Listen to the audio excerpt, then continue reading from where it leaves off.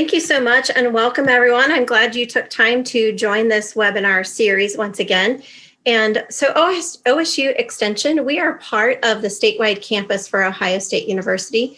We're located in every county in Ohio, and we bring the resources of OSU to life in the communities we serve.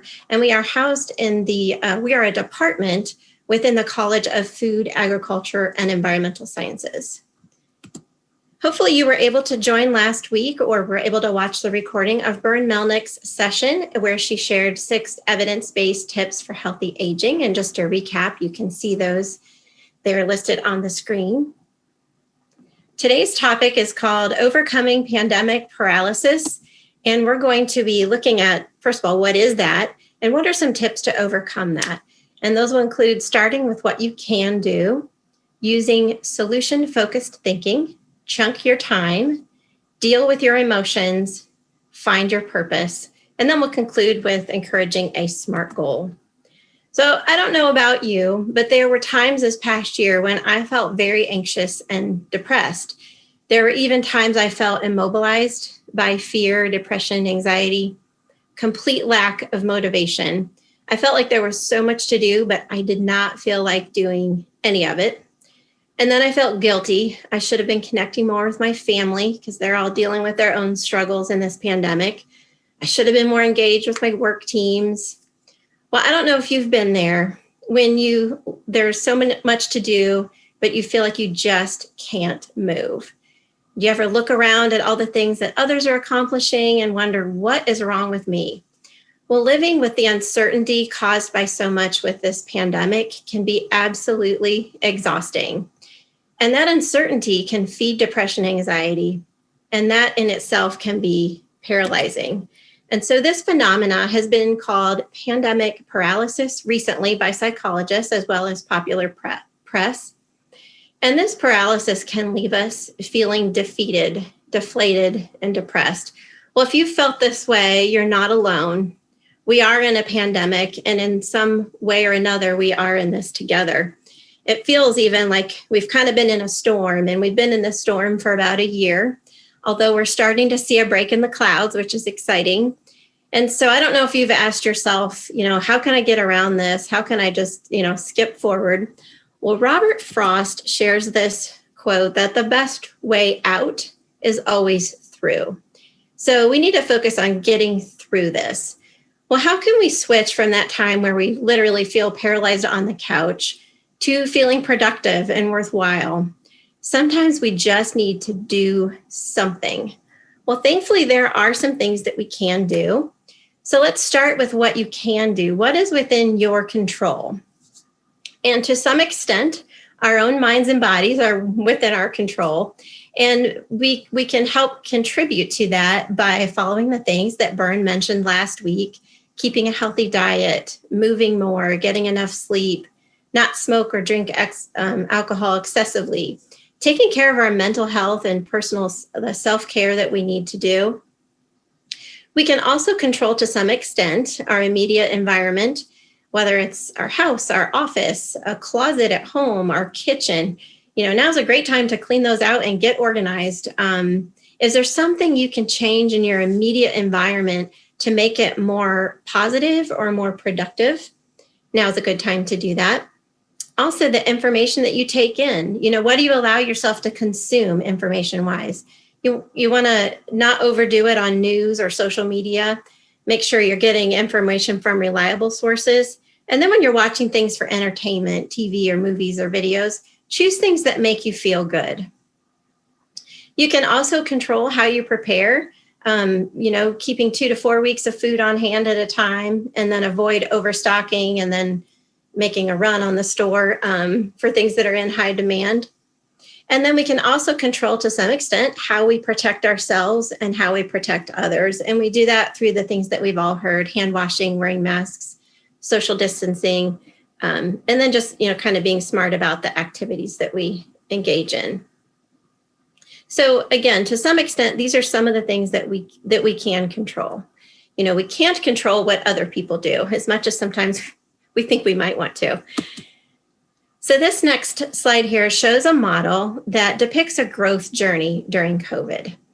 And you'll see that it shows 3 different zones: the fear zone, the learning zone, and the growth zone. And there is, I give credit to the Icon School of Medicine, which there will be a link placed in chat for you if you'd like to go to this site and check it out for yourself. But, if you've ever asked yourself, who do I want to be during COVID-19, or who do I want to be, coming out of this, even more importantly? Well, I encourage you to find yourself on this continuum. Maybe find a behavior or two that kind of hits where you are. And then I would encourage you to move ahead a zone and see if there's a behavior or two within that you might like to work on or work toward. And if you find yourself already in the growth zone, that's awesome. Maybe there are some behaviors within that you can choose to use and as goals to work on.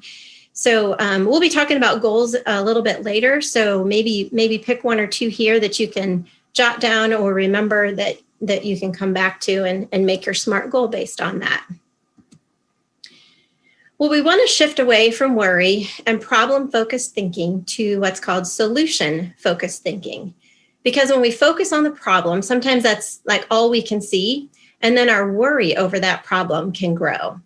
So we want to focus on aspects of that problem that we can actually do something about, and then we enter into that problem-solving mode. So, for example, in my earlier comments when I talked about some of my own depression, one evening it was so bad I was counting the minutes until my kids came home from an activity that they were in, and I just felt like I couldn't move. I would think of something else I should do, and I'm like, oh, but I just can't. I'm too tired, or I'm in too much pain. Well, finally, I got up off the couch to use the restroom, and then I decided, well, I can at least clean the bathroom while I'm here. And then I felt so good that I accomplished at least that. So another way to look at solution-focused thinking is to find out what works well and do more of that. So in my example, after cleaning that bathroom, I'm like, well, I could do that. What else could I do? So I went on to clean some more, ended up cleaning my kitchen. And I was on such a roll that by the time my kids came home, instead of a lump on the couch, I was engaged and ready to help them with what they needed for that evening. So using this perspective, the focus naturally shifts away from problems and starts moving toward useful solutions. Another tip we can use is called chunking your time. And this term is used by professionals that want to help people understand how to break tasks into smaller, more doable segments. So it's about creating just the right size chunk of a task to help you feel a sense of accomplishment. And this helps us to not feel so overwhelmed, because when we're overwhelmed, that can snuff out any degree of motivation that we might have. And this is also a good approach if you're kind of in that mode of one day at a time, or sometimes it's one moment at a time. So this is how this works. You can break your workday, or maybe it's your time at home, into 30-minute chunks. And for the first 25 of those 30 minutes, you're going to focus on a single task and do that, with all your focus. That's what you're going to work on. And then you take a break for 5 minutes. And then you repeat that process, throughout the day. Another 25 minutes of focus on one thing, and then 5 minutes of taking a break. And then every hour, take a little bit longer break, maybe a 15-minute break. And so what you'll find then is by the end of the day, you're actually much more productive than if you had tried to kind of tackle all those things on your list at once. Now, you might have some smaller tasks that won't take up 25 minutes. So that's what batching your smaller tasks means, is maybe those can be put into one of those 25-minute time frames. So why is this effective? Well, it limits the amount of time that our brain is forced to focus. If we can only give full focus to a particular task for a short period of time, this 25-minute period has been scientifically shown to be the most effective. That also reduces our tendency to procrastinate. If you think, well, I can do anything for 25 minutes, maybe it's not that bad, and it makes it more manageable. It also reduces distraction that stems from attempting to multitask. And that's when you think you're trying to do 5 things at once, ends up being a little less productive. And then for those of us who are perfectionists, there's this adage that says sometimes our work will expand to fill the time available for its completion. So this kind of time frame or method really pushes the individual towards completing their tasks in that 25 minutes rather than endlessly working on them until we become aware of exactly how long it's taking us. So again, just another method if you find yourself at the end of the day wondering if you've accomplished anything. Another idea to deal with pandemic paralysis is to deal with your emotions. It's so easy to get overwhelmed with emotions like fear and anxiety. And so trying to deal with those negative emotions instead of ignoring them. And sometimes it's important to just identify them, and even saying it out loud or saying it in your head, I feel frustrated. And so that's a good way to get started, is just identify those emotions. And then rather than resisting that emotion, just allow yourself to experience those emotions, even if they're negative, and they will eventually pass. Now, if you need some more help or want to learn a little bit more about this, the website helpguide.org has an emotional intelligence toolkit that has some great tips and ideas in it. And if you struggle with the need for control and certainty, perhaps that's something that you could learn to let go of. And that same website, helpguide.org, has a lot of practical tips and even a meditation. And always, if you need help, please call for help. Call your doctor, a licensed mental health practitioner. Reach out to someone that can provide assistance or even just a listening ear. And then also just finding purpose. Sometimes we have purpose or we find purpose when our beliefs and values match up with kind of that thing that drives us. Now, you could look at this a couple different ways, this finding your purpose. It could be something that you need just a purpose for the day, something that you're, kind of your main thing that you're focused on. Or if you have a little more time and would like to delve into the process of finding your life's purpose, that's kind of what some of these tips get into. And so sometimes our purpose is found in some past hurt that we've had or some journey that we've undertaken, or maybe that of a loved one. So for example, my daughter suffering with her celiac disease years ago, that led her to help raise awareness of that disease to others and to share her story in hopes that it might help others that are going through the same thing feel a little bit more normal. And then there's also certain emotions, the same emotions that promote health and well-being can also foster a sense of purpose. And one of those is gratitude. Again, Bern mentioned this last week, and you'll probably hear this again in this series, that, giving thanks can sometimes help you find your purpose, but might also find your purpose in listening to what other people think and appreciate about you. Sometimes we may never know the impact that we've had on another person. We may have just, offered a listening ear. Maybe we donated something that helped them.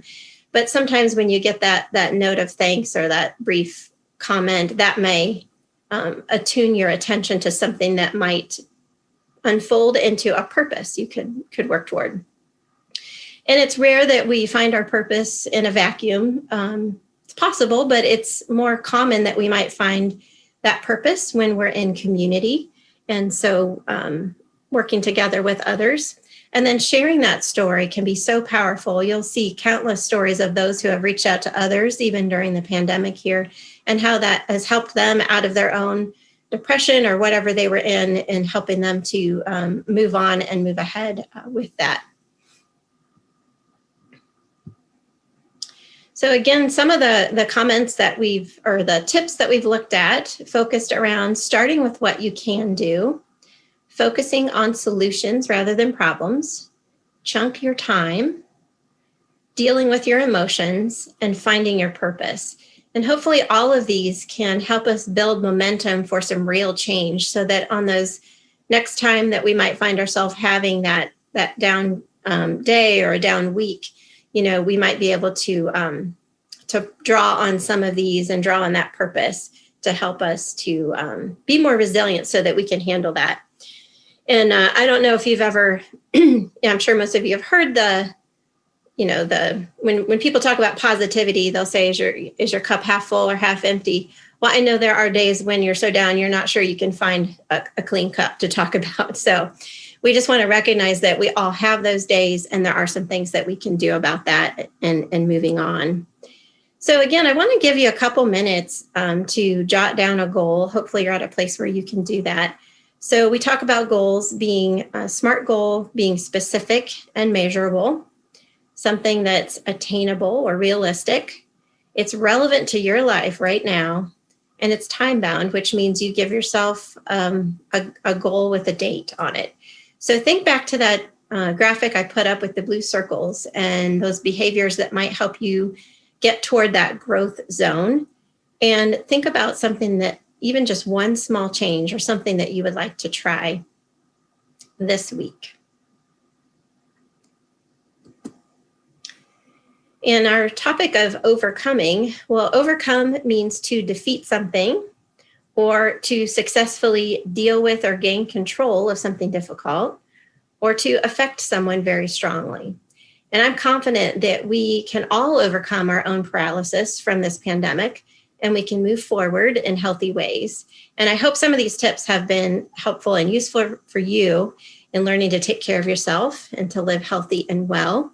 I wanted to point out some of the resources that were used in this session, and in particular, our two blogs with OSU Extension, Live Smart Ohio and Live Healthy OSU.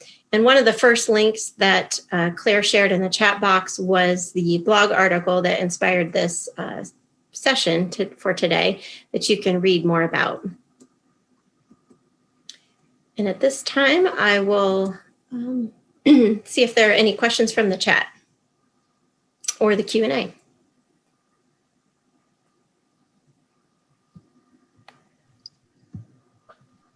We don't have any questions in the Q&A right now. If anyone has anything, though, please feel free to let us know and we will answer. Okay. Question says, how do you chunk your time while you're working?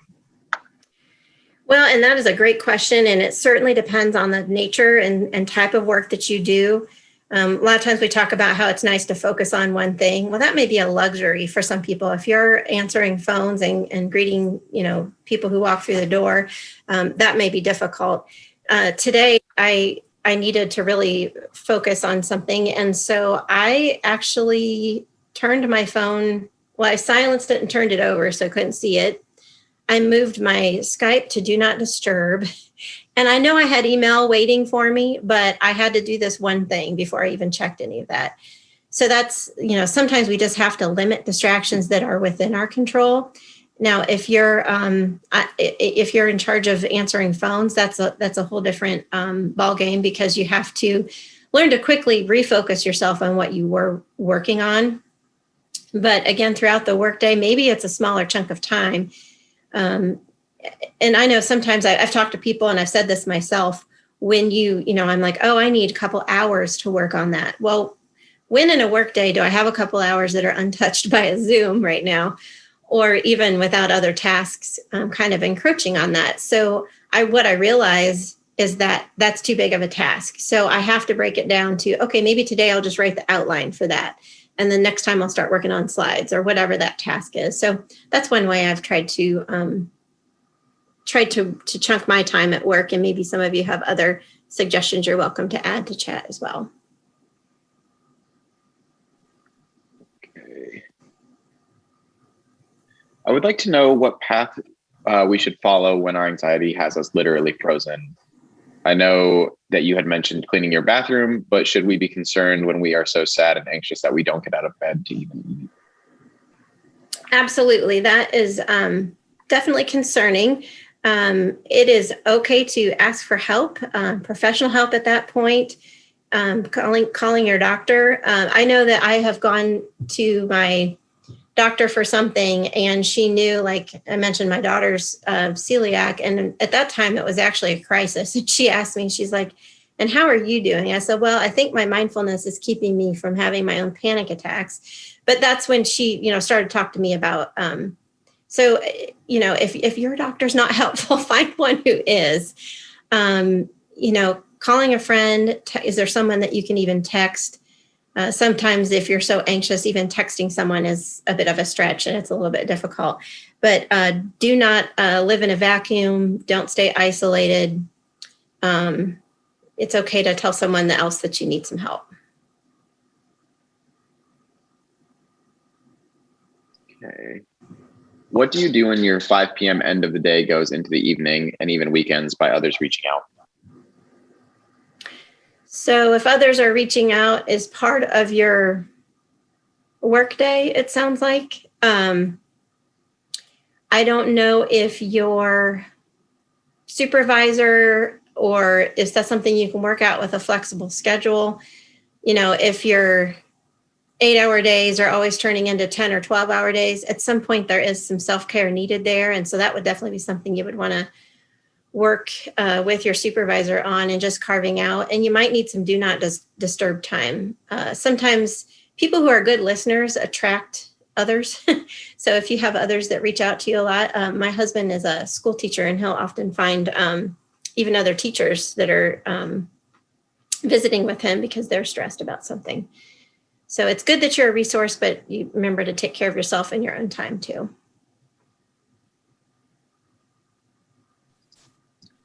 The next question is wondering if practicing mindfulness is a good practice for kind of overcoming your paralysis or anxiety. I am a big fan of mindfulness. I believe it literally has helped me keep from panicking. The nice thing about mindfulness is it's really about the journey and about the practice itself. It's not about, oh, I've achieved, great skill at being mindful. Well, maybe we get better at some things, but I find the daily practice is what is extremely helpful for me. And so there's lots of resources on that. And I know we've touched on that in some of these other sessions as well.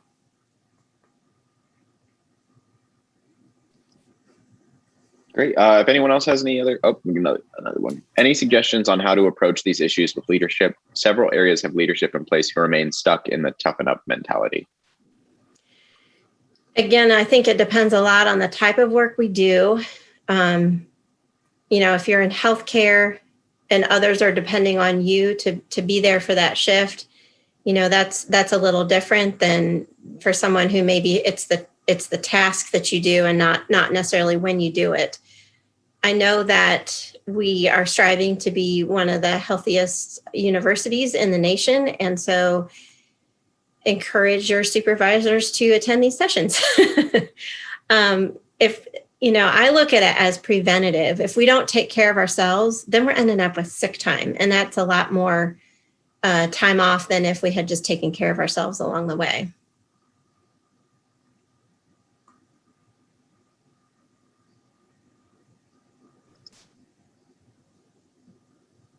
Great. I think that may be it for the day. So I guess we will wrap up a little bit early. We want to just thank you all for joining today, and hopefully we will see you next week. Yes, and I want to thank you also for attending. And there's been another link put in by my colleague Misty, a blog about accomplishing more. And if you'll check out Live Healthy OSU and the Live Smart OSU, there's a lot of helpful blogs on a lot of these topics. You can even search within the topic. And next week, Jenny Laub will be leading us on saying goodbye to quarantine 15, which I am excited to join, and hopefully to see you all next week.